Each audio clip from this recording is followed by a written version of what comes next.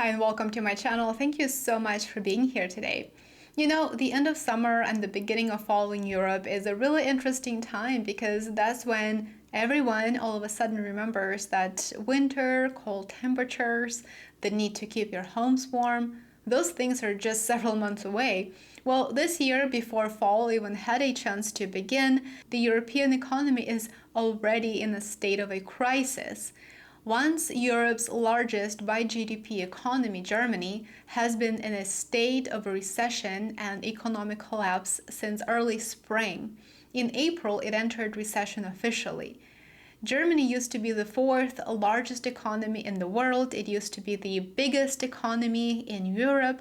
So, to understand where the EU is heading, it's really important to understand what's going on with Germany today.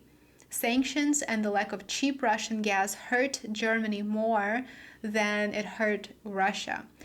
In the report that was titled Never Too Early to Prepare for Next Winter, Europe's Gas Balance for 2023-24, it was mentioned that the cushion provided by current storage levels, as well as recent lower gas prices and unusually mild temperatures, should not lead to overly optimistic conclusions about the future. Now that temperatures are starting to cool a bit and fall begins, Germany's economic troubles are getting even worse. In this video, I will share the latest details. If you're interested, by the way, in this type of content, remember to join me on YouTube and Rumble and follow me on Substack for more weekly content. Financial Times is reporting that Germany's economic troubles are just beginning. As we're all aware, manufacturing is at the core of Germany's economy. That's what historically sustained the entire country, while its industrial complex is experiencing more and more decline. Financial Times says it's, quote, in sharp decline as car making drives third consecutive drop. The second quarter Eurozone growth is once again revised down to 0.1%. Effectively, no growth is expected. Germany's economy has been in a recession for the past 3 quarters since the beginning of this year as the direct result of a slowdown in its manufacturing. Now that oil is becoming more expensive, global demand for oil is increasing, Germany finds itself in an increasingly difficult position. Germany's decline beat all expectations. The country reported 0.8% month-over-month decline, while economists expected it to be around 0.5%. An economist at Dutch bank ING commented, Germany's industrial production continues its nosedive, and even die-hard pessimists are getting frightened. What can Germany do to fix these issues?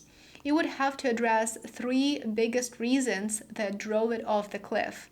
Those 3 reasons are rising interest rates, very high energy costs, and a drop in exports, particularly to China. China was once Germany's second biggest export market. Allegedly, Germany is even considering moving its manufacturing to a foreign country. Germany was recently shocked to learn that 32% of its own companies are actually in favor of moving its money abroad instead of investing the money domestically. So 32% want to take their cash elsewhere.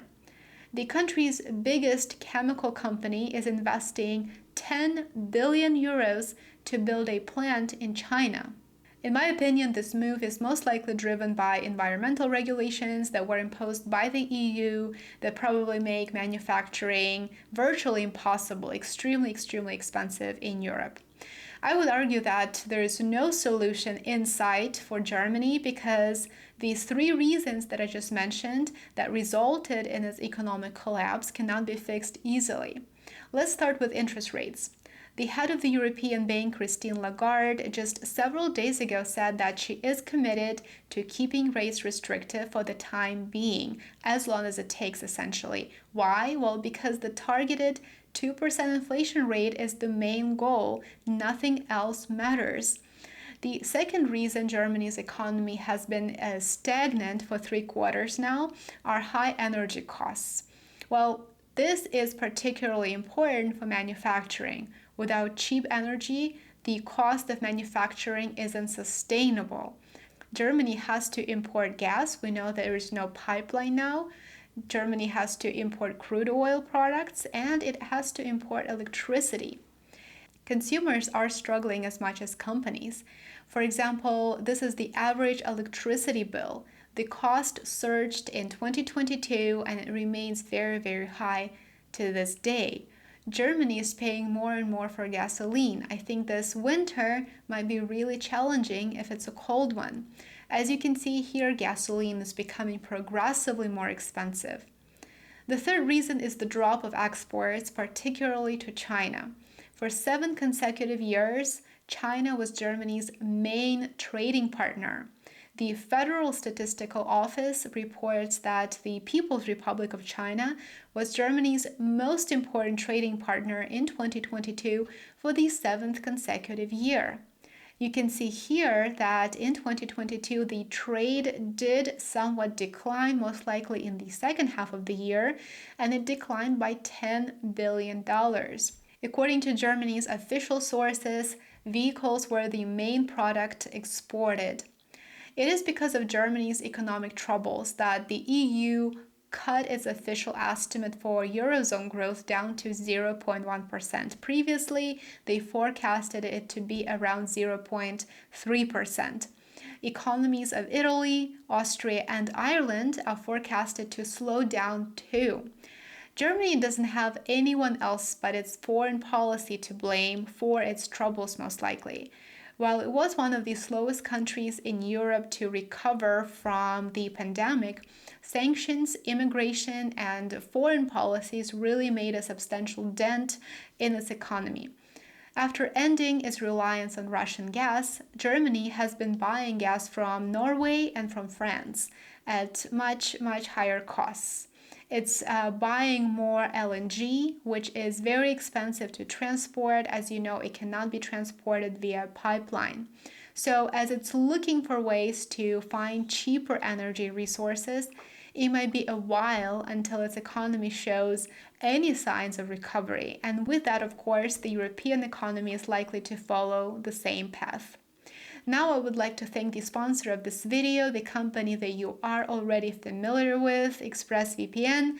If you don't protect your data online already, I'm here to tell you that safeguarding your internet traffic is a must these days. I use ExpressVPN every single day. It's so easy to install. It takes about 15 minutes to set up. ExpressVPN protects your private data and you don't have to worry if someone is trying to collect it, is trying to spy on you. Go ahead and claim your 3 full months of completely free service when you sign up for the service using the link shared in the description below. Thank you for taking the time to watch this video. If you enjoyed it, give it a like and consider sharing it. Subscribe to my channels on Rumble and YouTube. As always, I would love to have you back for my next video. And if you enjoy reading, find me on Substack, where among other types of content, you will find a weekly newsletter with the key events and economic data that will help you stay up to date on the most important news. And I will see you in my new video tomorrow. Take care.